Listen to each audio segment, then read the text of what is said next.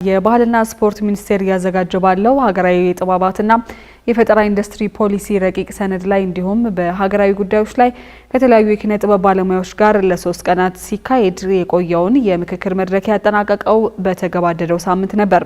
በውይይቱ ላይም የሀገር ፍቅር ያለውና በብሔራዊ ጥቅም የማይደራደር ትውልድ ለመፍጠር የኪነ ጥበብ ባለሙያዎች በትኩረት ሊሰሩና ሙያዊ ኃላፊነታቸውን ሊወጡ እንደሚገባ ነው የተገለጸው።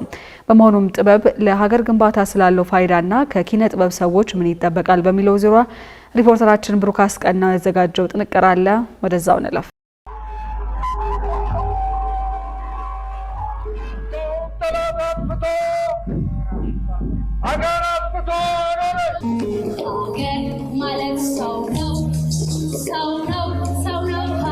ተፈጥሯዊ ነው ኪነ ጥበብና ሰውና ኪነ ጥበብ ተያይዞ ኦሪጂናሊ ሰው ሲፈጠር አብሮት ከተፈጠሩ ሙያዎች አንዱ ኪነ ጥበብ ነው፣ ውበት ነው።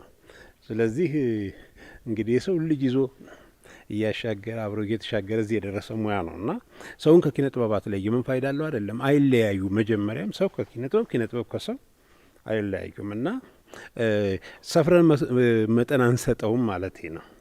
ሰው እስካለ ጥበብ አለ፣ ጥበብ እስካለ ደግሞ ሰው አለ።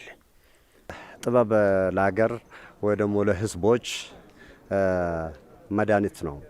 ጥበብ አዝናኝ ነው።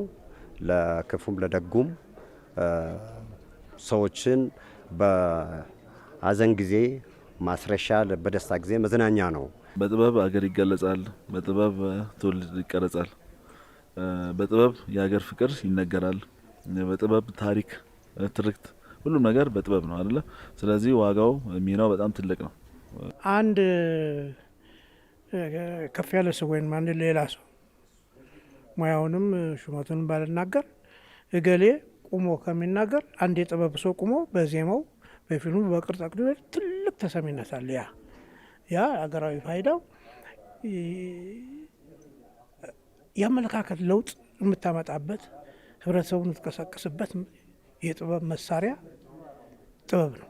ጥበብ ደግሞ ኃላፊነት የሚሰማውን ትውልድ በመፍጠር ከፍተኛን ወይም ተደራሽነቱ ጾታ፣ ዘር፣ ብሔር ሳይገድቡ በሚገባ ሄዶ ሰዎች ከሆነ ማንነት ወጥተው የሀገር ፍቅር ተነሳሽነት በውስጣቸው እንዲፈጠር ከፍተኛ ሚና ይጫወታል።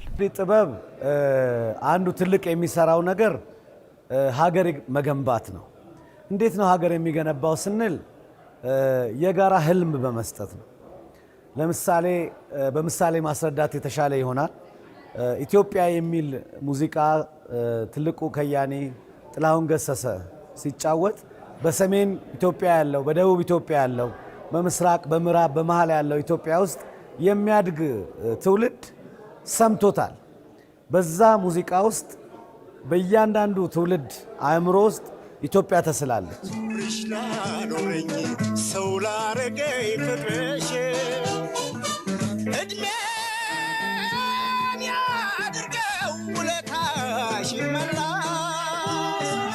የሀገሬ ሕዝብ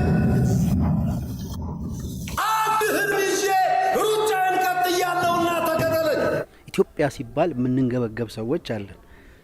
አያቶቻችን ኢትዮጵያ ሲባል ሄደው ሞተዋል። አባቶቻችን ኢትዮጵያ ሲባል ያለቅሳሉ። ቢያንስ እንደ አያቶቻችን እየቀነሰ መጥተዋል። ልጆቻችን ግን እርግጠኛ አይደሉም።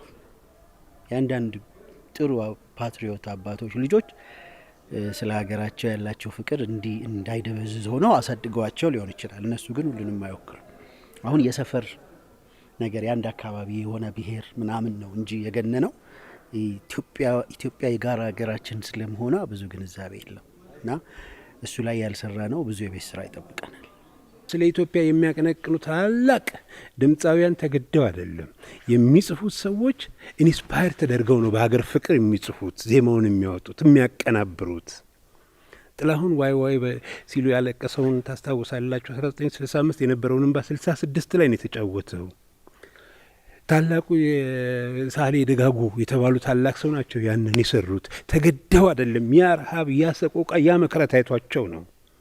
ፍቅር ነበረ ኢንስፓየር እያደረገ የሚያሰራቸው ጸሐፊዎቹንም ሙያተኛውንም እና አሁንም የሀገር ፍቅርን መገደድ የለብህም። በቃ ኢትዮጵያዊ ነህ።